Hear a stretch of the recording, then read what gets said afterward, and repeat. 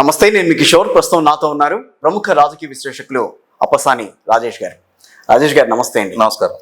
రాజేష్ గారు, గవర్నమెంట్ ఏర్పడిన తర్వాత చాలా రకాలుగా పనులు కొంచెం ముందుకు వెళ్తున్నట్టుగా కనిపిస్తోంది. నిన్న పోలవరం ప్రాజెక్టుకి సంబంధించి ఏం జరిగింది, 72% మేము చేసిన తర్వాత కూడా ఇంకా దాన్ని ముందుకు తీసుకెళ్లడంలో ఈ 5 ఏళ్ల పాటు ముందుకు తీసుకెళ్తాం తర్వాత సంగతి అసలు ఉన్నదాన్ని చెడగొట్టారని చెప్పి చంద్రబాబు గారు, ముఖ్యమంత్రి గారు మాట్లాడారు. సో ఆ తర్వాత ఇంకా కొన్ని విషయాలు అన్నీ మొత్తం ఫైల్స్ అన్నీ బయటికి తీస్తున్నారు. సో బాగానే ఉంది, కానీ మాజీ ముఖ్యమంత్రి వ్యవహారంలో ఏం జరగబోతుందని అనుకోవాలి? మాజీ ముఖ్యమంత్రి వైఎస్ జగన్మోహన్ రెడ్డి గారు ఒక రకంగా 2019 నుంచి 2024 వరకు అవును ఆయనకు ఒక హానీమూన్ పీరియడ్ నడిచింది. 151 స్థానాలతోటి అధికారం దక్కింది. 22 మంది పార్లమెంట్ సభ్యులతోటి పార్లమెంట్లో సంఖ్యాబలం దక్కింది. 11 మంది రాజ్యసభ సభ్యులతోటి రాజ్యసభలో కూడా కావాల్సినంత సంఖ్యాబలం దక్కింది. ఇరు సభల్లో, అసెంబ్లీలో, కౌన్సిల్లో కూడా పూర్తి స్థాయి ఆధిక్యత దక్కింది. స్థానిక సంస్థల నుంచి రాష్ట్ర ముఖ్యమంత్రి వరకు అన్ని స్థాయిల్లో, అన్ని స్థానాల్లో వాళ్ళ పార్టీకి సంబంధించిన ప్రజాప్రతినిధులు కొనసాగుతూ ఉన్నారు. అవును. ఇటువంటి పరిస్థితుల్లో పాలకుడుగా జగన్మోహన్ రెడ్డి గారు రాష్ట్ర శ్రేయస్సు కోసం, రాష్ట్ర ప్రజల భవిష్యత్తు కోసం ఏ స్థాయిలో పనిచేశారు, ఏ స్థాయిలో పనిచేయలేదు అనేది ప్రజలకు విస్పష్ట తీర్పుతోటి తేడతలం చేసేశారు. కానీ హనీమూన్ పీరియడ్ అని ఎందుకన్నానంటే, నేను ప్రధాన ప్రతిపక్ష నాయకుడిగా 2014లో బాధ్యతలు చేపట్టడానికంటే ముందే జగన్మోహన్ రెడ్డి గారు సిబిఐ నమోదు చేసిన 11 కేసుల్లో అక్యూజ్డ్ నెంబర్ 1గా ఉన్నారు. ఎన్ఫోర్స్మెంట్ డైరెక్టరేట్ నమోదు చేసిన ఇంకొక 7 కేసుల్లో అక్యూజ్డ్ నెంబర్ 1గా ఉన్నారు.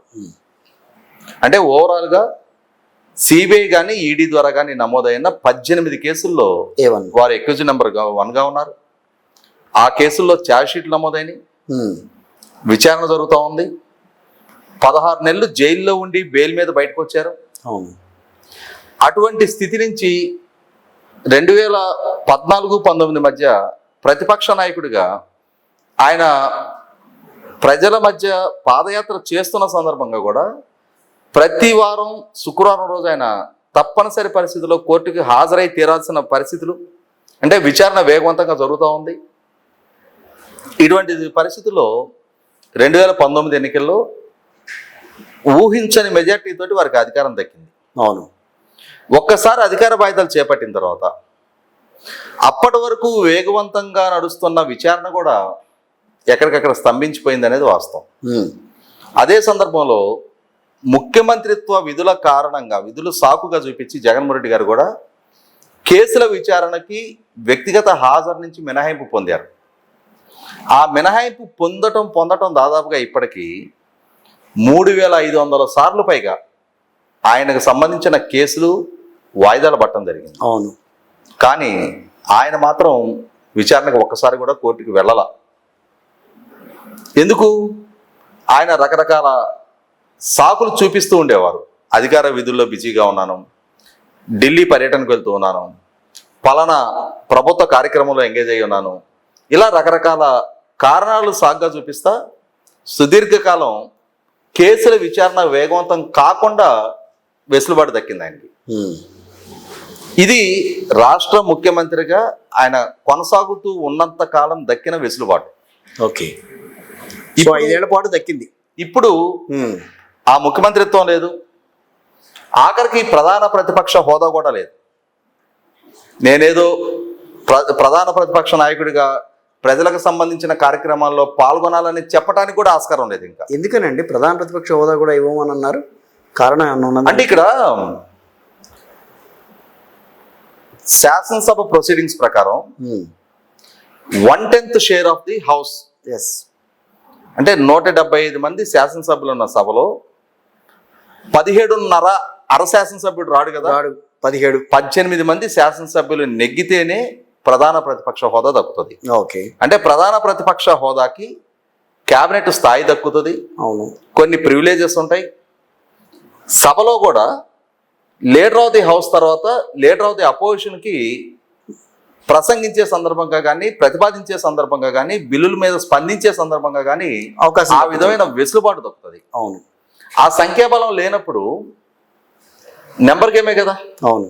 ఇప్పుడు మ్యాజిక్ ఫిగర్ దాటిన వాళ్ళకి ప్రభుత్వాన్ని ఏర్పాటు చేసే వెసులుబాటు దక్కుతుంది.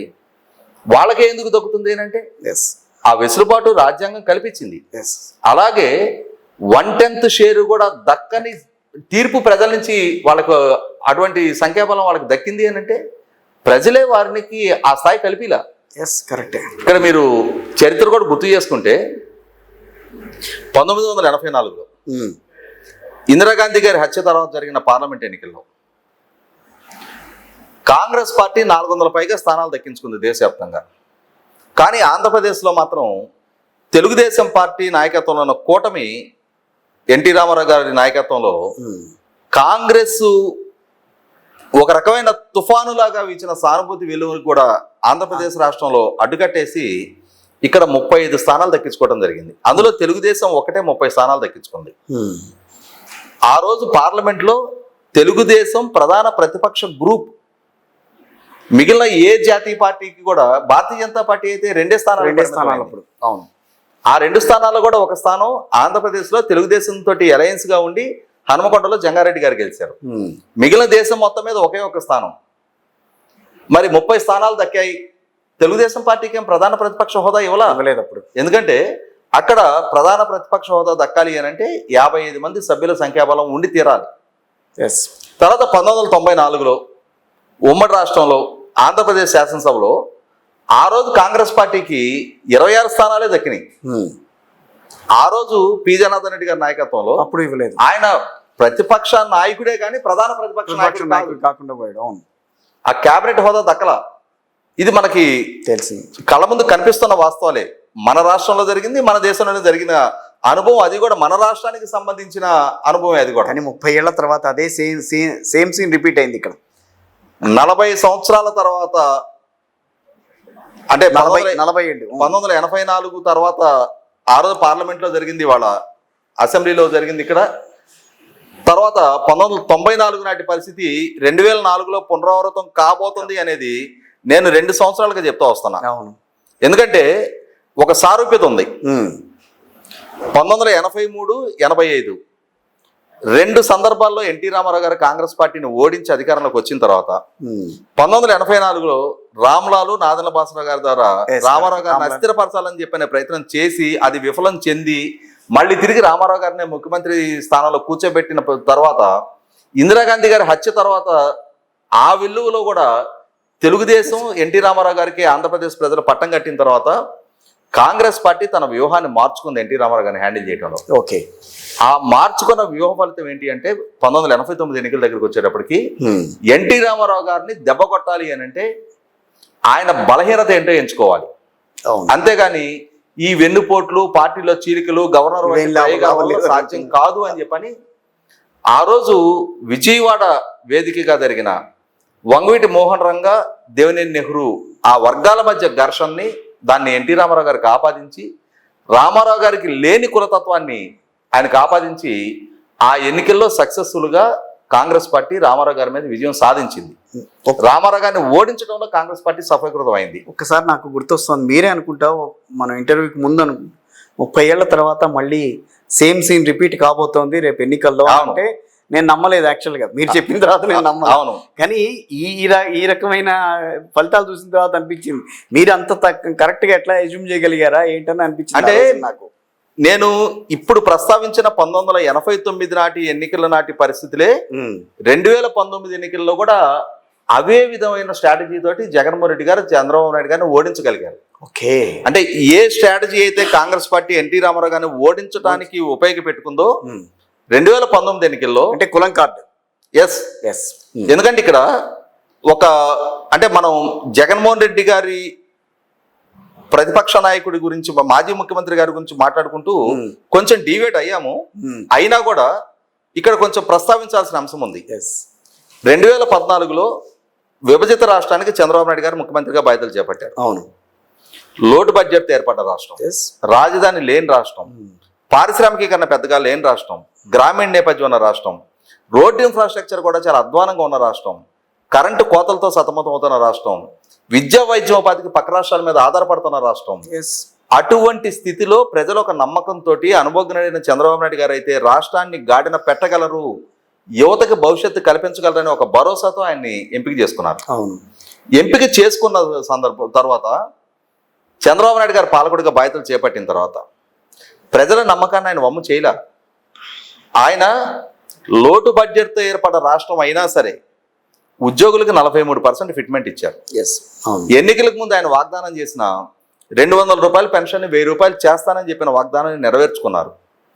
రైతు రుణమాఫీ 50,000 లోపు రుణాలని సింగిల్ స్ట్రోక్లో రుణమాఫీ చేశారు.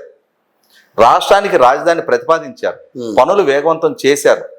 అక్కడే సచివాలయ నిర్మాణం జరిగింది, అక్కడే హైకోర్టు నిర్మాణం జరిగింది, అక్కడి నుంచే పరిపాలన జరుగుతూ ఉంది. లక్షల కోట్ల రూపాయల పారిశ్రామిక ఒప్పందాలు చేసుకున్నారు, కొన్ని లక్షల కోట్ల పరిశ్రమలు గ్రౌండింగ్ అని, కొన్ని లక్షల మందికి ప్రైవేట్ రంగంలో ఉపాధి కల్పన జరిగింది అని 2019 అధికారంలోకి వచ్చిన జగన్మోహన్ రెడ్డి గారి ప్రభుత్వంలో పారిశ్రామిక శాఖ మంత్రిగా ఉన్న మేకపాటి గౌతమ్ రెడ్డి గారు అసెంబ్లీలో తేడతాలని చేశారు. తర్వాత 2 సార్లు డిఎస్సి కండక్ట్ చేశారు.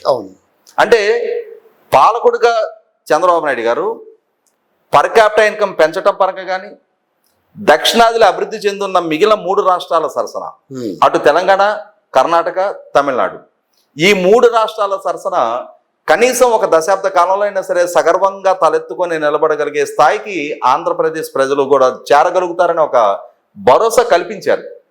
కానీ 2019 ఎన్నికల దగ్గరకు వచ్చేప్పటికి ఇవేవి చర్చనీయాంశం కాల.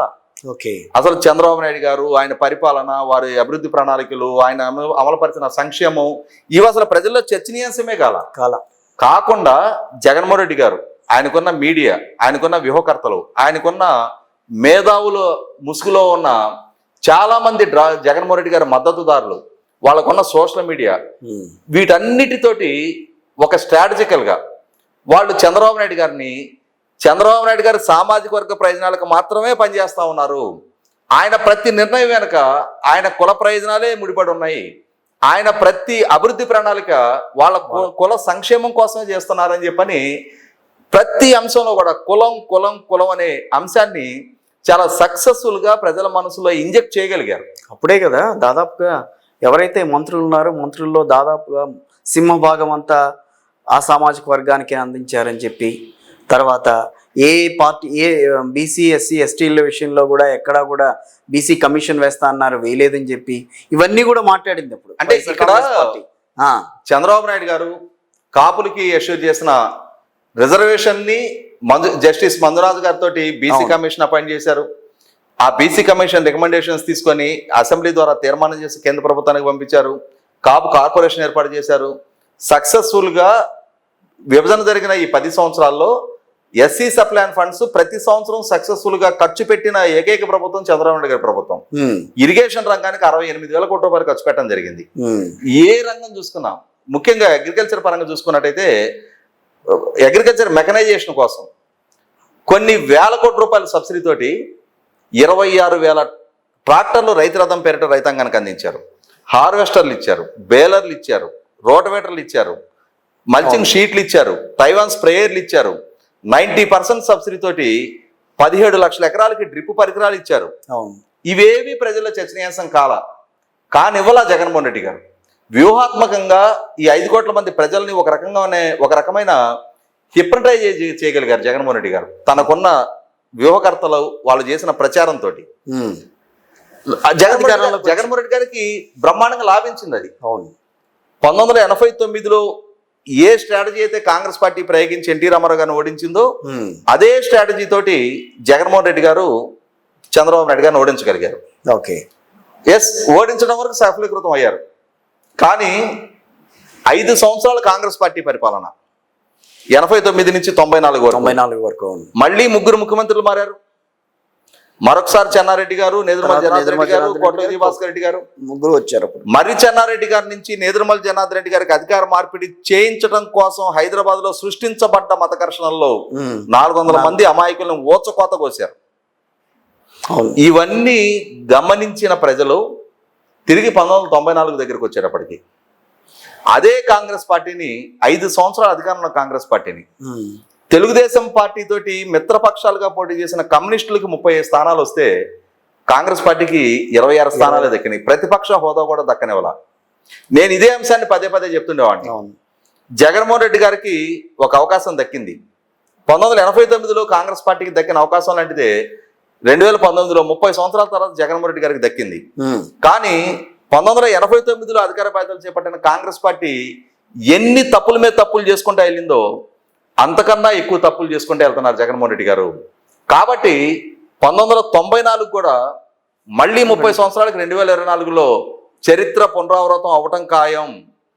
ఆ రోజు ఎలా అయితే తెలుగుదేశం పార్టీతో మిత్రపక్షాలుగా పోటీ చేసిన కమ్యూనిస్టులకు వచ్చిన స్థాయి సంఖ్యలు కూడా అధికార పార్టీకి దక్కలేదో, ఈ ఎన్నికల్లో కూడా తెలుగుదేశం పార్టీతోటి మిత్రపక్షాలుగా పోటీ చేస్తున్న భారతీయ జనతా పార్టీ, జనసేనకి కలిపి వచ్చే స్థానాల కన్నా తక్కువగానే నేటి అధికార పార్టీకి కూడా దక్కుతాయని చెప్పని నేను లైవ్ డిబేట్లో చెప్పాను. అవును. చాలా సందర్భాల్లో చెప్పా.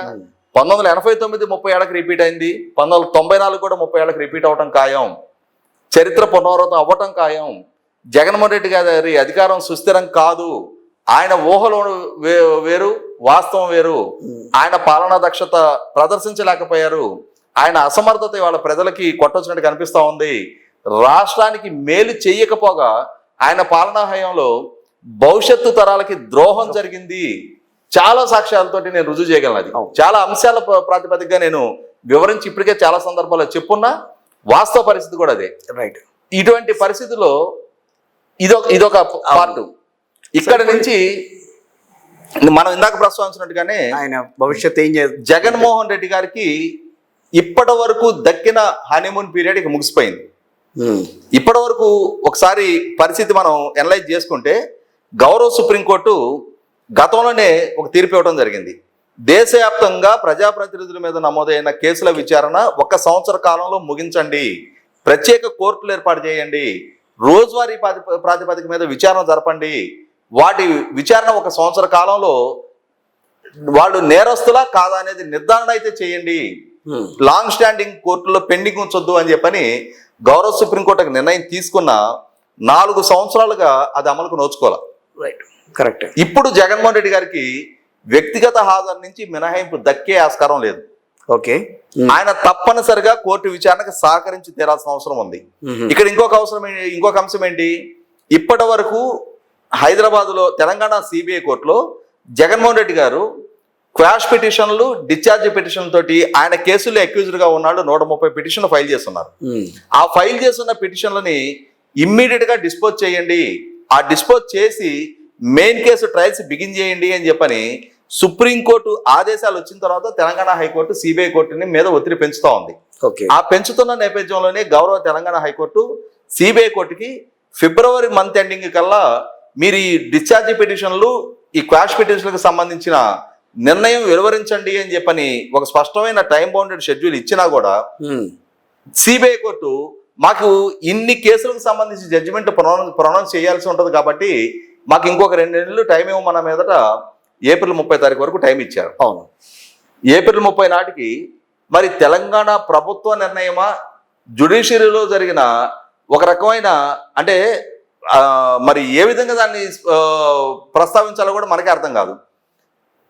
ఒక టైం బౌండెడ్ షెడ్యూల్ హైకోర్టు ఇచ్చుండి 2022 నుంచి 2024 ఏప్రిల్ 30 తారీఖు వరకు కేసులు విచారణ వింటూ వచ్చిన జడ్జి రమేష్ బాబు గారిని అప్పుడు ట్రాన్స్ఫర్ చేశారు. అవును.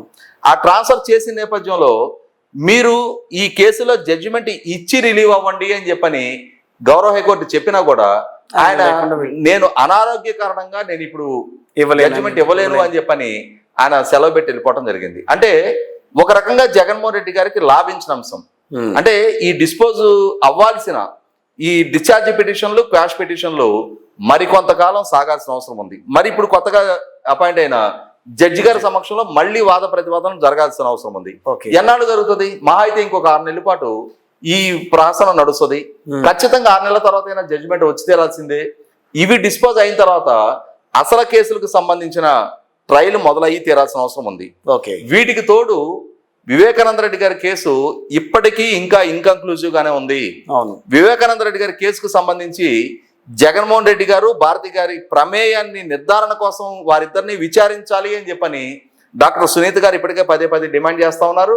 గతంలోనే జగన్మోహన్ రెడ్డి గారి ఇంట్లో మేనిఫెస్టో గురించి డిస్కస్ చేస్తున్న సందర్భంగా అజయ్ కల్లం రెడ్డి గారు, ఉమ్మారెడ్డి వెంకటేశ్వర గారికి సిబిఐకి వివేకానంద రెడ్డి గారి పిఏ చెప్పటానికన్నా ముందుగానే వీళ్ళకి సమాచారం ఉంది అనేది ఏబిఎన్ రాధాకృష్ణ గారు ఆయన వీకెండ్ కామెంట్ పై ఆర్కేలో మెన్షన్ చేసిన తర్వాత సిబిఐ అజయ్ కల్లం రెడ్డి గారిని, ఉమ్మారెడ్డి వెంకటేశ్వర గారిని పిలిచి వాంగ్మూలం నమోదు చేసుకున్న తీరు చూసాం. అంటే ఇక్కడ జరుగుతున్నది ఏంటి? జగన్మోహన్ రెడ్డి గారికి తెల్లవారుజామునే తెలిసిన ఒక హత్య కేసు వాస్తవాలని విచారణ సంస్థకి వెల్లడించకుండా ఆయన ప్రతిబంధకాలు కల్పించారు, వాస్తవ సమాచారాన్ని తొక్కిపెట్టారనేది నిర్ధారణ అయింది. ఎందుకు ఆ విధంగా అడ్డుకట్టేశారు? వీటికి అన్నిటికన్నా ముఖ్యంగా దస్తగిరి ఇచ్చిన సిఆర్పిసి 164 స్టేట్మెంట్ ప్రకారం 40 కోట్ల రూపాయలు సుపారీ మాకు ఆఫర్ చేశారు, అందులో నాకు ఒక్కడికే ₹1 కోటి ముట్టినాయి, ఆ ముట్టిన డబ్బులో పలానా వ్యక్తి దగ్గర నేను 72 లక్షలు దాశాను అని అంటే ఆ 72 లక్షలు సిబిఐ స్వాధీనం చేసుకుంది. అంటే ఇక్కడ ఒక అంశాన్ని మనం గుర్తు చేసుకోవాలి. రేవంత్ రెడ్డి గారు ఓటుకు నెట్టి కేసులో అరెస్ట్ అయ్యారు, 50 లక్షల రూపాయలు సీజ్ అయినాయి. అవును, మీరు ఇక్కడ 5 కోట్ల గురించి ప్రస్తావన జరిగింది, 50 లక్షల రూపాయలు రికవర్ అయినాయి. మీకు 50 లక్షలకు సోర్స్ ఏంటి, ఈ 5 కోట్లు సోర్స్ ఏంటి చెప్పండి అని ఇన్కమ్ ట్యాక్స్ ఎన్ఫోర్స్మెంట్ డైరెక్టరేట్ కూడా రేవంత్ రెడ్డి గారిని గుచ్చి ప్రశ్నించారు.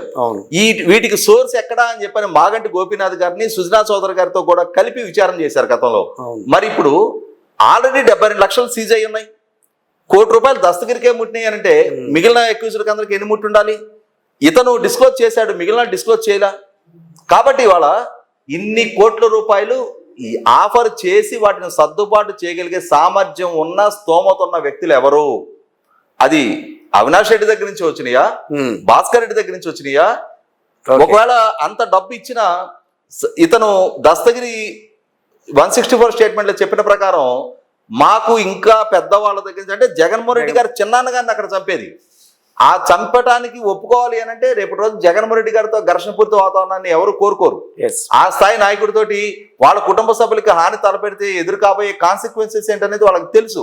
కాబట్టి డబ్బుకి కక్కుర్తుపడి రేపు ప్రాణాల మీదకి తెచ్చుకునే ప్రయత్నం వాళ్ళు చేయరు. ఇటువంటి పరిస్థితుల్లో నేను దస్తగిరి చెప్పిన ప్రకారం మాకు ఇంకా పెద్దవాళ్ళ అష్యూరెన్సెస్ దక్కాయని చెప్పిన మీదట ఖచ్చితంగా ఇప్పుడు వివేకానంద రెడ్డి గారి కేసుకు సంబంధించి జగన్మోహన్ రెడ్డి గారిని విచారించి తీరాల్సిన అవసరం ఉంది. ఎందుకంటే ఇక్కడ ఇదే సాక్షి పేపర్లో, భారతీ గారి యాజమాన్యంలో ఉన్న సాక్షి పేపర్లో ఒక హత్య కేసుకు సంబంధించిన వాస్తవాలను వక్రీకరిస్తూ అక్కడ జరిగింది హత్య అని చెప్పని తెలుసుండి హార్ట్ అటాక్ అని చెప్పని ప్రసారం చేశారు. మరుసటి రోజు ఇది నారాసుర రక్త చరిత్ర అని చెప్పని ఒక హత్య కేసు వాస్తవాలను వక్రీకరించే సమాచారం ఇచ్చారు. దానికి తోడు జగన్మోహన్ రెడ్డి గారి సొంత మీడియా సంస్థల్లో జగన్మోహన్ రెడ్డి గారి ఆధ్వర్యంలో పనిచేస్తున్న ప్రభుత్వంలోని సలహాదారుడు సజ్జల రామకృష్ణారెడ్డి పదే సిబిఐ మీద, డాక్టర్ సునీత గారి మీద విషం చిమ్మిన తీరు కూడా చూస్తా ఉన్నాం. ఈ సందర్భంలో ఖచ్చితంగా వీళ్ళెందుకు భుజాలు తడుముకుంటా ఉన్నారు, వీళ్ళెందుకు హత్య కేసు అక్యూజ్డ్ని సమర్థించే ప్రయత్నం చేస్తున్నారు అని చెప్పని అనుమానాలు బలపడుతున్న నేపథ్యంలోనే డాక్టర్ సునీత గారి డిమాండ్ చేస్తున్నట్టుగా 100% జగన్మోహన్ రెడ్డి గారు విచారణ ఎదుర్కోవాల్సి రావటం ఖాయం. అంటే మళ్ళీ ఇంకా దీని మీద లోతైన విచారణ చేస్తారని అనుకోవచ్చా గట్టిగా? మీరు గమనించుకుంటే జగన్మోహన్ రెడ్డి గారు కోడికత్తి కేసులో మీరు బాధితుడిగా కోర్టుకొచ్చి సాక్ష్యం చెప్పండి అని అంటే, కోడికత్తి కేసులో కుట్రకోణం లేదు అని ఎన్ఐఏ దాఖలు చేసిన ఛార్జ్ షీట్తో నేను విభేదిస్తున్నా, దీంట్లో కుట్రకోణం ఉంది, ఇంకా లోతైన దర్యాప్తు జరపాలని చెప్పి ఆయన పిటిషన్ ఫైల్ చేశారు కదా. అసలు లోతైన దర్యాప్తు జరపాల్సిన కేసు ఇప్పుడు ఇది, అది కాదు అసలు లోతైన దర్యాప్తు జరపాలి. కానీ ఒకటిసారి ఇక్కడ సునీత్ గారు కానీ, ఆ తర్వాత షర్మిల గారు కానీ ఏవైతే మాట్లాడారో, ఆ తర్వాత ఎలక్షన్స్ అయిన తర్వాత వాళ్ళు చాలా కామ్ అయిపోయారు. ఏంటి, ఎలక్షన్స్ ముందు ఆ ఇంటి ఆడబిడ్డలుగా చాలా అంశాలు వీధి తిరిగి వాళ్ళు పోరాటం చేయగలిగారు. ఇవాళ వివేకానంద రెడ్డి గారికి ఒక కొడుకున్నా కూడా లేదు, 10 మంది కొడుకులున్నా కూడా చేయలేని పోరాటాన్ని ఒక్క ఆడబిడ్డ డాక్టర్ సునీత గారు సుప్రీంకోర్టు వరకు ఆమె చేసిన పోరాటం అసామాన్యం. కాబట్టి ఇవాళ ప్రస్తుతం ఈ ఎన్నికలు జరిగాయి, ఫలితాలు జగన్మోహన్ రెడ్డి గారు ఓడిపోవడం ద్వారా వాళ్ళు కోరుకున్న ఫలితాలు దక్కినాయి. జగన్మోహన్ రెడ్డి గారి నుంచి అధికారం దూరం చేయాలి అని చెప్పని వాళ్ళు కలలు కన్నారు. అది వాళ్ళ తెలుగుదేశం కూటమి ద్వారా వాళ్ళ కోరిక నెరవేరింది, వాళ్ళు సాధించలేకపోయి ఉండొచ్చు. కానీ జగన్మోహన్ రెడ్డి గారిని అధికారం నుంచి దూరం చేయాలి అనే వాళ్ళ లక్ష్యం నెరవేరింది. Yes. ఇటువంటి పరిస్థితుల్లో Okay. ఇప్పుడు జగన్మోహన్ రెడ్డి గారు కోరలు తీసిన పాము నీళ్ల నుంచి బయటపడ్డ ముసలి అని చెప్పిన వాళ్ళు ఫీల్ అవుతూ ఉండొచ్చు. కొన్నాళ్ళు వెయిట్ చేసి చూద్దాం. ఇప్పుడు ఇక విచారణకి సహకరించి తీరాల్సిన పరిస్థితులు ఉత్పన్నమవుతాయి. కాబట్టి కొద్ది రోజుల తర్వాత మా వైపు నుంచి ఒత్తిడి పెంచుతామనే భావనలో ఉండుండొచ్చు వాళ్ళు. ఇది ఇటువంటి పరిస్థితిలో ఇంతవరకు జగన్మోహన్ రెడ్డి గారి గతానికి సంబంధించిన అంశాలు మనం మాట్లాడుకున్నాం. అవును, చాలా పారదర్శకంగా చేశాం. గవర్నమెంట్ అంతా కూడా చాలా పారదర్శకంగా జరిగింది, అవినీతికి ఎక్కడ ఆస్కారం లేకుండా మా పాలన సాగిందని చెప్పి మొన్న కూడా మాట్లాడుతూ ఆయన చెప్పారు. ఇక్కడ జగన్మోహన్ రెడ్డి గారు సహజం కదా, ఇప్పుడు పాలకుడుగా తాను శ్లాఘించుకోవటం, తను స్తుతించుకోవటం, ప్రత్యర్థుల మీద విమర్శలు చేయడం అనేది జగన్మోహన్ రెడ్డి గారు మొదటి నుంచి ఎంచుకుంటున్న విధానం. ఏ రాజకీయ నాయకుడైనా అవలంబించేది అదే. నేను తప్పు చేస్తే ఎదురాడు బాగా చేశాడని చెప్పని ఎవరు చెప్పుకోరు కదా. కానీ ప్రజలు నిర్ధారించుకొని తీర్పిచ్చేసిన తర్వాత ఇంకా మిమ్మల్ని మీరు స్తుతించుకున్న మీ ఆత్మస్థుతి అనేది ప్రతి సందర్భంలో ప్రజల ముందు వెలగక్కుతానే ఉన్నారు. నేను సింహాన్ని, ఎదురాళ్ళంతా తోడేళ్ళు గుంపు, నేను సింగిల్ సింహాన్ని, వాళ్ళందరూ దుష్ట చతుష్టయం, ఈ రకమైన విమర్శలకు అన్నిటికీ ఆస్కారం కలిగిస్తూ ఆయన ప్రసంగాలు కొనసాగినాయి. నేను డీబీటీ ద్వారా ఇంత పంపిణీ చేస్తున్నా, నా ఎస్సీలు, నా బీసీలు, ఈ ఊకదంపుడు ప్రసంగాల కాలం ముగిసిపోయింది. వీటన్నిటిని ప్రజలు ఆలకించారు, వాళ్ళ విస్పష్టమైన తీర్పు వాళ్ళు వెలువరించారు. ఇంకా ఈ ప్రసంగాలకి ఇప్పుడు ఆస్కారం లేదు, అవి అవుట్డేటెడ్. ఇప్పుడు జరగాల్సిందేంటి? జగన్మోహన్ రెడ్డి గారు చంద్రబాబు నాయుడు గారు ముఖ్యమంత్రిగా ఉన్న రోజుల్లో తీసుకున్న నిర్ణయాల ప్రాతిపదికగా ఆయన మీద 5 కేసులు నమోదు చేశారు. అంటే ఓవరాల్గా 6 కేసులు ఉన్నాయి. 6 కేసుల్లో ఒకటి వచ్చేటప్పటికి ఆయన పర్యటన సందర్భంగా అంగళ్ళు దగ్గర జరిగిన ఘర్షణకు సందర్భంగా నమోదైన కేసు కాబట్టి దాన్ని మనం ప్రస్తావన తీసుకుని అవసరం. కానీ అవి కాకుండానే inner ring road, skill development, ఇసుక పంపిణీ, లిక్కరు, ఇట్లా 5 కేసులు ఆయన మీద నమోదు చేయడం జరిగింది. ఇప్పుడు మరి టర్న్ ఇప్పుడు చంద్రబాబు నాయుడు గారి చేతిలో ఉంది కదా. అదే ఇప్పుడు ఆయనే ఒక మార్గం చూపించారు కదా. గత ప్రభుత్వ హయాంలో ఏదైనా తప్పొప్పులు జరిగితే, లోటుపాట్లు జరిగితే, ఏదైనా అవినీతి చోటు చేసుకుంటే పాలకుడే బాధ్యుడు అని చెప్పని ఆయనే ఒక మార్గం చూపించున్నారు కదా. ఇప్పుడు కక్షపూరితంగా అవసరంలా జగన్మోహన్ రెడ్డి గారు వండివార్చిన కథనాలతో కేసులు నమోదు చేశారు. ప్రకృతి వనరైన ఇసుకని ప్రజలకు ఉచితంగా ఇవ్వటం వల్ల ప్రభుత్వానికి వచ్చే ఆదాయానికి గండి పడుతుంది అని చెప్పని ఒక నోషనల్ లాస్ ని చూపించి ఈ కేసు నమోదు చేశారు. ఇక్కడ జగన్మోహన్ రెడ్డి గారి ద్వారానే నిర్ధారణ చేయాల్సిన, రుజువు కావాల్సిన అంశాలు చాలా ఉన్నాయి. అంటే ఆయన ప్రభుత్వ ఆదాయానికి గండిగా పడటం అనే ఒక అంశాన్ని చెప్పారు కాబట్టి కోట్ల రూపాయల ప్రజాధనంతో నిర్మాణం చేసిన ప్రజావేదికను కూల్చివేత నిర్ణయం ఎవరిది? ఓకే, వేల కోట్ల రూపాయల ఖర్చుతోటి సుప్రీంకోర్టు గైడ్ లైన్స్ కి వ్యతిరేకంగా ప్రభుత్వ భవనాలకు వీళ్ళ పార్టీ రంగులు వేసే నిర్ణయం ఎవరిది? సుప్రీంకోర్టు తీర్పు తర్వాత ఆ రంగులు మళ్ళీ మార్చడానికి అయిన వేల కోట్ల రూపాయల ఖర్చుకి బాధ్యులు ఎవరు? రైట్, 9,000 కోట్ల రూపాయలు ఖర్చు పెట్టి నిర్మాణం చేసిన రాజధాని పనులని స్తంభింపజేసి వాటి ఒక డెడ్ ఇన్వెస్ట్మెంట్ గా మార్చి 65-70% పూర్తయిన ప్రభుత్వ భవనాలలో గబ్బిలాలు తిరిగేలాగా చేసిన నిర్ణయం ఎవరిది? ఓకే, రీసెంట్ గా ఇసుకకి సంబంధించి నేషనల్ గ్రీన్ ట్రిబ్యునల్ కి central ministry for environment and forest వాళ్ళు ఇచ్చిన రిపోర్టు ప్రకారం ఎన్జిటి 40 రీచ్ల్లో మాత్రమే తవ్వకాలు జరుపుకోమని అనుమతిస్తే కేంద్ర పర్యావరణ అటవీ మంత్రిత్వ శాఖ గౌరవ ఎన్జిటికి సుప్రీంకోర్టుకి ఇచ్చిన రిపోర్టు ప్రకారం 500 రీచ్ల్లో ఇసుక తవ్వకాలు జరుగుతూ ఉన్నాయి. ఒక్కొక్క రీచ్లో 1.5 to 2 టన్ కెపాసిటీ ఉన్న బకెట్ తోటి ప్రొక్లైనర్ ద్వారా రోజుకి ఆన్ అండ్ యావరేజ్ 1,500 నుంచి 2,000 టన్నుల ఇసుక తవ్వకాలు జరుగుతూ ఉన్నాయి. అంటే రాష్ట్ర వ్యాప్తంగా ఒక రోజుకి 1,00,000 టన్నుల ఇసుక తవ్వకాలు జరుగుతున్నాయి అని చెప్పని ఎన్జిటికి సుప్రీంకోర్టుకి రిపోర్ట్ ఇచ్చింది. 23 కలెక్టర్లు ఎన్జిటికి తప్పుడు రిపోర్ట్ ఇచ్చారు అని చెప్పని స్పష్టమైన ఆధారాలు ఉన్నాయి. వీటికి తోడు 2,60,000 మంది వాలంటీర్లకి నెలకి 200 రూపాయల చొప్పున వీళ్ళ సాక్షి పేపర్ కొనుగోలు కోసం, అంటే తాను పాలకుడుగా ఉండి తన కుటుంబ యాజమాన్యంలో ఉన్న పేపరు సబ్స్క్రిప్షన్ పెంచుకోవడానికి 5,20,00,000 రూపాయలు ప్రతి నెల ఖర్చు పెట్టించారు. ఖచ్చితమైన అవినీతి అది. 100 కోట్ల రూపాయల యాడ్ రెవెన్యూ కట్టబెట్టారు. వీటికి అన్నిటికన్నా అంటే మనం ఇక పీకు ఎక్సైజ్ పాలసీ, ఎక్సైజ్ పాలసీలో జరిగిన తప్పుల గురించి ప్రస్తావించుకుంటే బ్రోరేజెస్ కార్పొరేషన్ ద్వారా 8,300 కోట్ల రూపాయలు నాన్ కన్వర్టబుల్ డిబెంచర్స్ ఇష్యూ చేశారు. దానికి రాజ్యాంగ ఉల్లంఘనకు పాల్పడ్డారు. అంటే కాన్స్టిట్యూషన్ వైలేషన్ దాంట్లో జరిగింది. ఎటువంటి ఉల్లంఘనకు పాల్పడ్డారు? కేంద్ర ప్రభుత్వానికి అంటే మన రాజ్యాంగం కల్పించిన హక్కు ప్రకారం కేంద్ర ప్రభుత్వానికి ప్రజల నుంచి పన్ను వసూలు చేసుకునే హక్కు ఉంది. రాష్ట్ర ప్రభుత్వానికి ప్రజల నుంచి పన్ను వసూలు చేసుకునే హక్కు ఉంది. స్థానిక సంస్థలైన మున్సిపాలిటీలకి పంచాయతీలకి ప్రజల నుంచి పన్ను వసూలు చేసుకునే హక్కు ఉంది. ఈ వ్యవస్థల తప్ప మరి ఏ వ్యవస్థకి ప్రజల నుంచి డైరెక్ట్గా పన్ను వసూలు చేసే హక్కు లేదు. ఓకే. కానీ జగన్మోహన్ రెడ్డి గారు ప్రభుత్వానికి వచ్చే ఎక్సైజ్ మీద ఆదాయం వ్యాట్ని కొంత పార్ట్ తగ్గించుకొని దాన్ని బ్రోరేజెస్ కార్పొరేషన్కి ఆదాయంగా మళ్ళించే అడిషనల్ మార్జిన్ పేరిట బ్రోరేజెస్ కార్పొరేషన్కి మళ్ళించారు. అంటే ఎక్సైజ్ ఆదాయం స్టేట్ కన్సాలిడేటెడ్ ఫండ్లోకి రావాలి. ఓకే.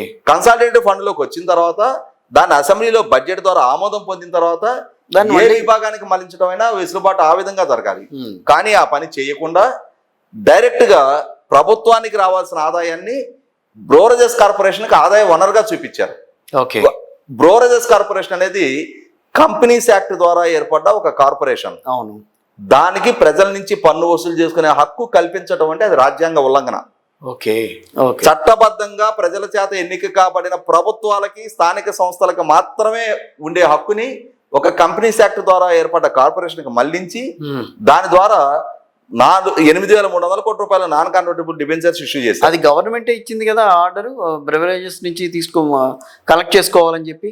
ప్రభుత్వం ఇవ్వటానికి వీల్లేని ఆర్డర్ అది రాజ్యాంగ ఉల్లంఘన. ఓకే. జగన్మోహన్ రెడ్డి గారి ప్రభుత్వం ఖచ్చితంగా సమాధానం చెప్పి తీరాల్సిన అవసరం ఉంది.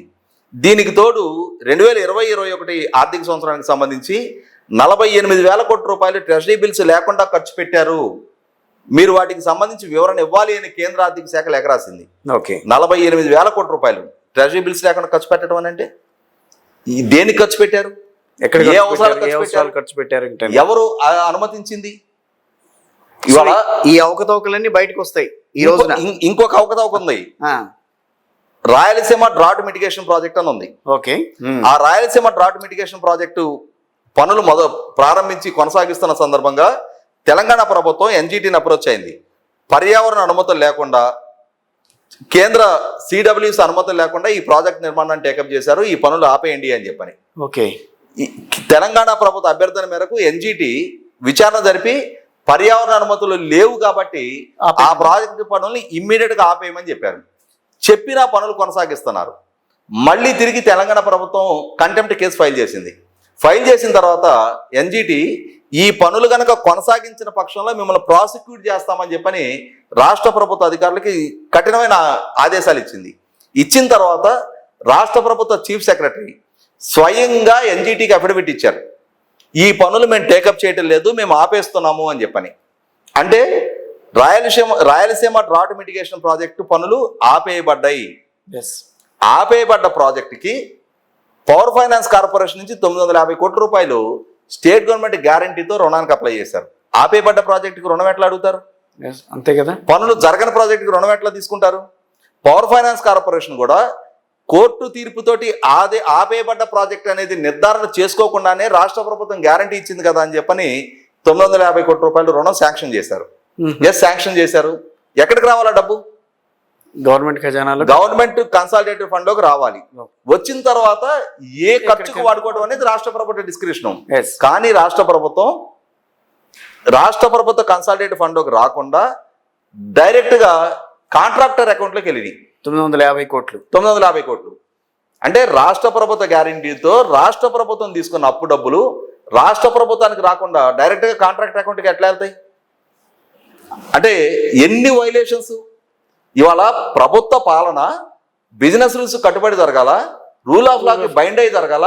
వీళ్ళ ఇష్టారీతిన ఏదో బయట వ్యక్తులు మనం చేబదులు ఇచ్చిపుచ్చుకున్నట్టుగా ప్రభుత్వ ఖర్చులు లావాదేవీలు అలా జరుగుతాయా? అట్టించట్ట వెళ్ళాలి కానీ ముందు ఇక్కడికి వచ్చిన తర్వాతే కదా వెళ్ళాల్సిన పరిస్థితి. అంటే ప్రభుత్వానికి ఒక విధానపరమైన కట్టుబాట్లు ఉంటాయి, కొన్ని బిజినెస్ రూల్స్ ఉంటాయి, రూల్ ఆఫ్ లా ఉంటుంది.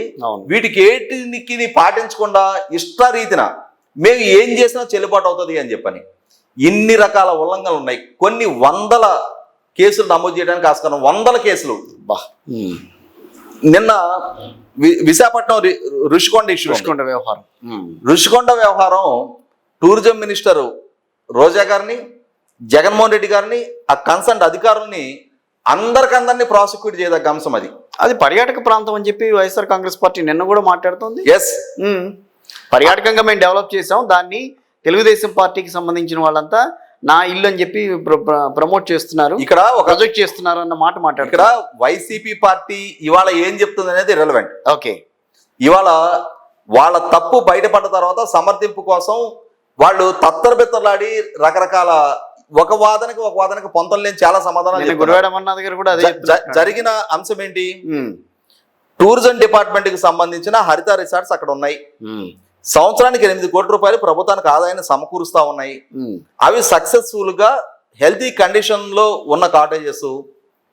వాటిని ఎందుకు కూల్చారు? కూల్చిన కారణం ఏంటి? ఓకే, మరింత మెరుగైన టూరిస్టుకు సంబంధించిన కాటేజెస్ నిర్మాణం జరగాలి. అవును, అంతే కదా. ఇప్పుడు మీరు నేను టూరిస్టుగా ఒక ప్రాంతానికి యాత్రకు వెళ్ళాం, మనకున్న స్తోమతను బట్టి మనం అయితే ఒక రూమ్ తీసుకుంటాం. అవును, లేదు మనకి ఇంకొంచెం స్తోమత ఉంది అనుకుంటే ఒక సూట్ తీసుకుంటాం, ఇంకా స్తోమత ఉంది అనుకుంటే ఒక కాటేజ్ తీసుకుంటాం. అంతేగాని ప్యాలెస్ లో ఎంగేజ్ చేసుకునేంతటి సామర్థ్యం టూరిస్టులకు ఉండదు కదా. ఉంటది, ఎవరికి ఉంటది? ఎవరో ఎప్పుడో సెలెక్టివ్ గా వచ్చే ఒకటి అర యాత్రికులకు అటువంటి వెసులుబాటు ఉంటది. అటువంటి యాత్రికులు ఎప్పుడు వస్తారో తెలియదు. మనం అప్పుడప్పుడు వింటూ ఉంటాం, బిల్ క్లింటన్ వచ్చారు, ఒబామా వచ్చారు, వాళ్ళకి ఢిల్లీలో తాజ్ షెర్టానో మౌర్య షెర్టాన్ ఏదో హోటల్లో ప్రెసిడెన్షియల్ సూట్స్ ఉంటాయి వాళ్ళకి, అవి వాళ్ళకి మాత్రమే ఇస్తారు అని చెప్పని మనం అప్పుడప్పుడు వింటూ ఉంటాం. అటువంటి వాటిని ఎప్పుడో ఒకసారి ఎంగేజ్ అయ్యేదాన్ని నిర్మాణం చేసే అంతటి లగ్జరీలో ఆంధ్రప్రదేశ్ ప్రభుత్వం ఉందా? లేదు. ఇవాళ అక్కడ 1,40,000 అడుగుల నిర్మాణం జరిగింది. ఈ 1,40,000 అడుగుల నిర్మాణానికి 452 కోట్ల రూపాయలు ఖర్చు అయింది. అంటే ఒక్కొక్క అడుగుకి 30,000 రూపాయలు చొప్పున. ఎవరి కోసం, ఎవరిని అంటే టూరిజం డిపార్ట్మెంట్కి అక్కడ రూముల రూపంలో కట్టారా? దాన్ని లేదు. సూట్ల రూపంలో కట్టారా? కాటేజీల రూపంలో కట్టారా? అక్కడ ఒక విలాసవంతమైన ఒక రాజప్రసాదాన్ని కట్టారు. 12 బెడ్రూమ్లు ఉన్న రాజప్రసాదాన్ని కట్టారు. మసాజ్ టేబుల్స్, 26 లక్షల రూపాయల బాత్ టబ్బు, 15 లక్షల రూపాయల కమోడులు, 3 లక్షల రూపాయలు ఖరీదు చేసే ఫ్యాన్లు, 15 లక్షల రూపాయలు ఖరీదు చేసే షాన్లియర్లు, ఈ విధమైన విలాసవంతమైన ఫర్నిచర్ తోటి నిర్మాణం చేసి ఎక్కడి నుంచి వచ్చాయండి డబ్బులన్నీ? ఎలా? టూరిజం డిపార్ట్మెంట్ ఉన్న కొద్దిపాటి ఫండ్స్ ని ఆ ఒక్క ప్రాజెక్ట్ కి వాడేశారు. రాష్ట్ర వ్యాప్తంగా టూరిజం డిపార్ట్మెంట్ కి ఖర్చు పెట్టాల్సిన బడ్జెట్ మొత్తాన్ని ఆ ఒక్క ప్రాజెక్ట్ ఖర్చు పెట్టారు. ఓకే, పైగా పదే అక్కడ 9 ఎకరాల 88 సెంట్లకు సంబంధించి పర్యావరణ అనుమతులు తీసుకున్నారు. అక్కడ అదనంగా తవ్వుతా ఉన్నారు. ఆ ఋషికొండ 60 ఎకరాల ప్రాంతంలో ఉంది. అక్కడ అదనంగా తవ్వుతున్నారు. అక్కడ పర్యావరణ అనుమతులు ఉల్లంఘిస్తా ఉన్నారు. అక్కడ తవ్విన మట్టిని సిఆర్జెడ్ నిబంధనలు అతిక్రమించి, అంటే కోస్టల్ రెగ్యులేటరీ జోన్ నిబంధనలు అతిక్రమించి బీచ్లో డంపు చేస్తున్నారు అని చెప్పని పర్యావరణ ప్రేమికులు, ప్రతిపక్ష నాయకులు, మీడియా సంస్థలు గగ్గోలు పెట్టితే కూడా పరిగణలోకి తీసుకోకుండా చివరికి ఇష్యూ ఆయన వెలగపూడి రామకృష్ణ బాబు గారి ద్వారా హైకోర్టుకు వచ్చిన తర్వాత హైకోర్టుకు కూడా అధికారులు తప్పుడు నివేదికలు ఇచ్చారు. తప్పుడు నివేదికలు ఇచ్చిన తర్వాత హైకోర్టు ఆదేశాలతో కేంద్ర ప్రభుత్వ మంత్రిత్వ శాఖ వాళ్ళు నిర్ధారణ చేసి ఇక్కడ అనుమతిని మించిన తవ్వకాలు జరిగినాయి అని చెప్పి నిర్ధారణ చేశారు. ఇప్పుడు ఎవరు బాధ్యులు? జగన్మోహన్ రెడ్డి గారు పెద్ద ప్రకృతి ప్రేమికుల్లాగా పర్యావరణ అనుమతుల ఉల్లంఘనకు జరిగి నిర్మాణం చేశారు, ఈ ప్రజావేదికను కూల్చేయమని చెప్పని కూల్చేయించారు కదా. ఈయన ఆధ్వర్యంలోనే పొల్యూషన్ కంట్రోల్ బోర్డు ద్వారా ప్రజల ఆరోగ్యానికి హానికరంగా జరుగుతుంది అని చెప్పని కడప జిల్లాలో ఉన్న జువారి సిమెంట్ ని మూసేయించే ప్రయత్నం చేశారు. ఇంకోటి కూడా ఉంది, చిత్తూరు జిల్లాలో అమర్రాజా ఫ్యాక్టరీని మూసేయించే ప్రయత్నం చేశారు కదా. మరి అంతటి పర్యావరణ ప్రేమికుడికి మరి ఈ రకమైన ఉల్లంఘనకు ఎలా పాల్పడ్డాడు? ఓకే, ఖచ్చితంగా ఆదేశాలు ఇచ్చింది ఎవరు? పాటించింది ఎవరు? ఈ నిర్మాణాలు చేపట్టే అనుమతులు ఇచ్చింది ఎవరు? పాలకుడుగా జగన్మోహన్ రెడ్డి గారు బాధ్యుడు, టూరిజం శాఖ మంత్రి గారు రోజా గారు బాధ్యులు, కన్సర్న్ అధికారులు హైకోర్టుకి తప్పుడు నివేదికలు ఇచ్చిన వాళ్ళు, ఇవాళ నిర్మాణాలు చేపట్టిన వాళ్ళు కూడా ప్రతి ఒక్కళ్ళు బాధ్యులే ఇవాళ. ఎందుకంటే ఇవాళ ప్రజాధనంతో మీరు జగన్మోహన్ రెడ్డి గారి కోసం ఒక క్యాంప్ ఆఫీస్ కట్టాలి అనుకున్నా కూడా ఏ విధంగా కడుతున్నారు మీరు? ఎందుకు కడుతున్నారు? మీకున్న వెసులుబాటు ఏంటి? రోజా గారే గతంలో చెప్పిన విధంగా జగన్మోహన్ రెడ్డి గారు విశాఖపట్నంలో పరిపాలనా రాజధాని కోసం ఆయన నివాసం ఉండడం కోసం 3-man కమిటీ నిర్ధారణ చేసింది అన్నారు. అసలు ఆ 3-man కమిటీ ఎవరు? 3-man కమిటీ ఇది కాకుండా వేరే ఏ ఆప్షన్స్ పరిశీలించి వచ్చింది? ఓకే, వాటి గురించి ఒక స్పష్టత ఉందా? లేదు. ఇవాళ గుడివాడ అమర్నాథే గతంలో ముఖ్యమంత్రి గారికి అవసరాల రీత్యా మేము వాడుకుంటాం, ప్రభుత్వ భవనం మా ఇష్టం అని చెప్పని అన్నాడు. బొత్స సత్యనారాయణ గారు మా ఇష్టం వచ్చిన అవసరాలకు మేము వాడుకుంటామని చెప్పారు. మీ ఇష్టం వచ్చిన అవసరాలకు వాడుకోవడానికి ఇది మీ ఇల్లు కాదు, అది ప్రభుత్వ భవనం. ప్రభుత్వ భవనాలని పర్యావరణ అనుమతులు ఉల్లంఘించి ఇవాళ సిఆర్జెడ్ నిబంధనలు అతిక్రమించి మీ ఇష్టారీతిన మేము మా అధికారాన్ని దుర్వినియోగం చేస్తామనంటే ఖచ్చితంగా చట్టం దగ్గర ఇవన్నీ కూడా పరిశీలనార్హమైనయే, విచారణార్హమైనయే. ముఖ్యమంత్రి గారి చుట్టూ మాజీ ముఖ్యమంత్రి గారి చుట్టూ తిరుగుతాయి. కొన్ని వందల అంశాలు ఉన్నాయి ఇటువంటి. ఓకే, ఇంకొక అంశం చెప్పి ముగిస్తా నేను. ఓకే, 2019 నవంబర్ నెలలో జగన్మోహన్ రెడ్డి గారి ప్రభుత్వం కొత్త ఎక్సైజ్ విధానాన్ని తీసుకొచ్చింది. ఆయన మద్యపాన నిషేధం చేస్తానని అధికారంలోకి వచ్చారు. మద్యపాన నిషేధం సంగతి పక్కకు పెడితే 2019లో అప్పటి వరకు ప్రైవేటు వ్యక్తుల చేతిలో ఉన్న మద్యం విక్రయాలని ప్రభుత్వ ఆధ్వర్యంలోకి తీసుకొస్తూ ఒక డెసిషన్ తీసుకున్నారు. ఆ డెసిషన్ తీసుకున్న తర్వాత 2019 నవంబర్ నెలలో ఈ పాలసీ అనౌన్స్ అయితే 2019 డిసెంబర్ నెలలో అదాన్ డిస్టిలరీస్ అనే కంపెనీ రిజిస్టర్ అయింది. అంటే మద్యం పాలసీ అనౌన్స్ అయ్యే నాటికి ఎగ్జిస్టెన్స్ లో కూడా ఆ కంపెనీ లేదు. ఓకే, ఆ కంపెనీకి సొంత డిస్టిలరీ లేదు. అయినా సరే ఆ కంపెనీకి 2600 కోట్ల రూపాయల మద్యం సరఫరా కాంట్రాక్ట్ బ్రోవరేజెస్ కార్పొరేషన్ ఇచ్చింది. వాళ్ళు సరఫరా చేశారు. ఎవరిది ఆ కంపెనీ? కొత్తగా అప్పటికప్పుడు రిజిస్టర్ అయిన కంపెనీకి 1000 కోట్ల రూపాయల మద్యం సరఫరా ఒప్పందాలు ప్రభుత్వం ఎలా చేసుకుంది? ఇవాళ ప్రభుత్వం ఒక మెటీరియల్ ప్రొక్యూర్ చేయాలి అని అంటే వాళ్ళకున్న ఎక్స్పీరియన్స్, ఎక్స్పర్టైజ్ అన్ని పరిశీలించి నిర్ధారణ చేసుకున్న తర్వాత ఎవరికైనా కాంట్రాక్ట్ వస్తుంది. అవును, అటువంటిది పాలసీ అనౌన్స్ అయ్యే నాటికి ఎగ్జిస్టెన్స్ లో కూడా లేని కంపెనీకి ఒక్క అదాన్ డిస్టిలరీస్ కి సంబంధించి ఇన్ని మాట్లాడుకుంటున్నాం మనం. ఇంకా చాలా ఉన్నాయి. ఆర్థిక పరమైన ఉల్లంఘనలు ఉన్నాయి, పరిధి దాటి తెచ్చిన అప్పులు ఉన్నాయి. ఈ అప్పులకు సంబంధించి 2022-23 సంవత్సరం కాగ్ రిపోర్ట్ లో 4 లక్షల కోట్ల రూపాయల ట్రాన్సాక్షన్స్ రెగ్యులరైజ్ చేయాలి అని చెప్పని ఉంది. 4 లక్షల కోట్లు ట్రాన్సాక్షన్స్ రెగ్యులరైజ్ చేయాలి. ఇవన్నీ చాలా విచారణార్హమైన అంశాలు చాలా ఉన్నాయి. వీటి చుట్టూ విచారణ గనక ఆ ఉచ్చు బిగవటం మొదలైతే వదిలిపెట్టే పరిస్థితి లేదు. నేను మీరు నాకు మా దగ్గరకు వస్తారని కాల్ చేస్తే నేను చెప్తుంటా కదా, నాకు ఉదయం 9 కోటి ఉంది, 10 కోటి ఉంది అని చెప్పని. రేపు జగన్మోహన్ రెడ్డి గారు కూడా ఆయన డైరీలో మెయింటైన్ చేసుకోవాలి. ఈ రోజు ఉదయం పలానా కోర్టు ఉంది, 11ంటికి పలానా కోర్టు ఉంది, 1 గంటకి పలానా కోర్టు ఉంది అని చెప్పని. భారత్ గారికి ఈయన వెనక క్యారేజీలు పట్టుకొని తిరగడానికి సరిపోద్ది. ఓకే సార్, ఫైనల్గా ఇంకొకటి, నిన్న మొన్న ఒక 3-4 రోజులుగా నడుస్తున్న వ్యవహారం ఈవీఎంలకి సంబంధించి గతంలో ఏదైతే 2019లో ఎలా అయితే విమర్శించారో మళ్ళీ అదే రకమైన విమర్శ ఇటు నుంచి వస్తుంది. ఏం చెప్తారు అసలు ఆ విషయం మీద? ఏ రకంగా ఆలోచించాలంటారు అసలు దాన్ని? మీరు 2019లో జగన్మోహన్ రెడ్డి గారి స్పందన విన్నారా? విన్నాను. ఆయన ఏం చెప్పారు అనేది. 80% పోలింగ్ జరిగింది. అవును, 80% పోలింగ్ జరిగిన ఓటరు తను ఈవీఎంలో ఓటు నమోదు చేస్తూ వీవీప్యాట్ లో గుర్తు నిర్ధారణ చేసుకున్నాడు. ఈవీఎం వీవీప్యాట్ మ్యాచ్ అయింది కాబట్టి ఏ ఒక్క ఓటర్ కూడా ఘర్షణ పడలేదు. మరి అంత వివరంగా చెప్పిన జగన్మోహన్ రెడ్డి గారు ఇప్పుడు చెప్పాల్సింది ఏంటి అంటే, అప్పుడు 80%కి కొద్దిగా తక్కువగా పోలింగ్ అయింది, ఇప్పుడు 82%కి కొద్దిగా తక్కువగా పోలైంది. అంటే 2% అధికంగా పోలైంది. మరి ఈ పోలైన 82%లో ఒక్కరైనా సరే మేము నమోదు చేసిన ఓటు వీవీప్యాట్ లో వేరుగా వచ్చింది అని చెప్పని రాష్ట్రంలో ఉన్న 45,000 పోలింగ్ బూతుల్లో ఈ 3 కోట్ల మంది పైగా ఓటర్లో ఒక్కరంటే ఒకరైనా ఫిర్యాదు చేశారా? లేదు. మరి అందులో 40% ఓట్లు జగన్మోహన్ రెడ్డి గారికి వచ్చినాయి కదా.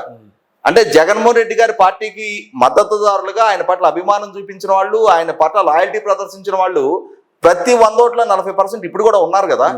వాళ్ళైనా సరే పోనీ ఎవరన్నా ఫిర్యాదులు చేశారు? ఎవరు ఫిర్యాదు చేయలేదు, కానీ అక్కడ అమెరికాలో ఉండే ఎలన్ మస్క్ ఫిర్యాదు చేశారు. ఏంటి అర్థం కావట్లేదు నాకు. ఇక్కడ ఎలన్ మస్క్ ఫిర్యాదు చేస్తే అది అమెరికాకి సంబంధించిన అంశం. దానికి వీవీప్యాట్ల వ్యవహారం మీద ఆయన మాట్లాడింది అది. ఇప్పుడు ఈవీఎంల మీద. ఎలన్ మస్క్ ఫిర్యాదు చేసిన దానికి పురంధరేశ్వర్ గారు స్పందించడం జరిగింది. అవును. మీరు రండి ఎలక్షన్ కమిషన్ దగ్గర ప్రూవ్ చేయండి అని చెప్పని. అది ఎలక్షన్ కమిషన్ ఎలన్ మస్క్ చూసుకుంటారు. చూసుకోవాలి. దీన్ని సావకాశంగా తీసుకొని ఇప్పుడేదో ప్రజలు ఇచ్చిన తీర్పుకి వక్ర భాషలు చెప్పాలి అనుకుంటే మరి 2019 కూడా వక్ర భాషలు చెప్పాల్సి వస్తుంది. 2019 ఇదే జగన్మోహన్ రెడ్డి గారికి ఆయన మీద ఉన్న నేర చరిత్ర తెలుసు, ఆయన మీద ఉన్న ఛార్జ్ షీట్లు తెలుసు, ఆయనకున్న జైలు జీవిత నేపథ్యం తెలుసు. ఇన్ని తెలుసుండి ఆయనకు పరిపాలనాపరమైన అనుభవం పరిజ్ఞానం ఉందో లేదో తెలియకున్నా కూడా అంతటి ఘన విజయం ఆయన కట్టబెట్టినప్పుడు ఇవాళ ఆయన పాలన దక్షత ఏంటో చూస్తున్నారు. ఆయన ఇచ్చిన మాటను ఏ స్థాయిలో నిలబెట్టుకుంటారో ప్రజలు స్పష్టంగా ఒక అవగాహనకు వచ్చేస్తున్నారు. ఇప్పుడు ప్రజలు పాలకుడిగా ఆయన పట్ల ఒక అభిప్రాయాన్ని ఏర్పరచుకొని వేసిన ఓటు ఇది. ఆ ఎన్నికల్లో ఆయన గురించి ఏమీ తెలియకుండా వేసిన ఓటు. ఇవాళ ఒక అనుభవపూర్వకంగా ఆయన్ని చూసి వాళ్ళకు స్వయంగా అనుభవం ఏర్పడిన తర్వాత వేసిన ఓటు. ఈయన పట్ల ఉన్న అనుభవం అభిప్రాయం ఇది ఇవాళ. ఆ రోజు అది, ఈ రోజు ఇది. ఆ రోజు అది ఆనందకరంగా ఉండి ఇవాళ ఇది అది బెల్లం ఇది అల్లం అంటే కుదరదు. కానీ అండి ఫైనల్గా 151 ఇస్తేనే చాలా గొప్పగా వచ్చిందని అన్నారు. ఈరోజు 164 చాలా డిఫరెన్స్ వచ్చేసింది. అంటే రేపు రాబోయే రోజుల్లో కూడా ఆంధ్రప్రదేశ్ ప్రజలు ఈ రకమైన తీర్పులే ఇస్తారా? ఒకటి, ప్రజలు అల్టిమేట్ డిసైడింగ్ ఫ్యాక్టర్. ఎస్, వాళ్ళ జీవితాలు, వాళ్ళ బిడ్డల భవిష్యత్తు, వాళ్ళ జీవన ప్రమాణాలు మెరుగైనయా తరిగైనయా, వాళ్ళ కొనుగోలు శక్తి పెరిగిందా తగ్గిందా, వాళ్ళ ఆదాయ వనరులు పెరిగినాయా తగ్గినాయా, శాంతి భద్రతలు కాపాడబడుతున్నాయా లేదా, స్థానికంగా ఉన్న ప్రజాప్రతినిధులు వాళ్ళకి ఆన్సరబుల్ ఉంటున్నారా లేదా, ఇవన్నీ ప్రజల పరిగణలోకి తీసుకుంటారు. సివిక్ కమ్యూనిటీస్ ప్రాపర్ గా మెయింటైన్ అవుతున్నాయా లేదా, అన్ఇంటరప్టెడ్ పవర్ అందుతుందా లేదా, సరసమైన ధరకు పవర్ అందుతుందా లేదా, ఇవన్నీ ప్రజల పరిగణలోకి తీసుకుంటారు. వీటిని తీసుకొని నిర్ణయించుకునే హక్కు వెసులుబాటు ప్రజలకు ఉంది. ఏ ప్రభుత్వం అయినా ఏ పాలకుడైనా అల్టిమేట్ గా రేపు మళ్ళీ ప్రజల దగ్గరికి వెళ్ళి మోకరిల్లి ఓటు అడగాల్సిన అవసరం ఉన్న రీత్యా ప్రజల మద్దతు పొందగలిగితే తిరిగి నెగ్గగుతారు. పొందలేకపోతే పరిస్థితులు ప్రతికూలించినా ఆశ్చర్యపడాల్సిన అవసరం లేదు. That is the beauty of the democracy. Right. Thank you very much అండి రాజేష్ గారు.